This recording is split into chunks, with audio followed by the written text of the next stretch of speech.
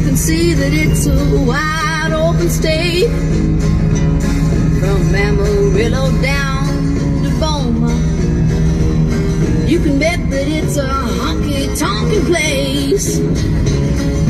They might like to rock and roll in Dallas,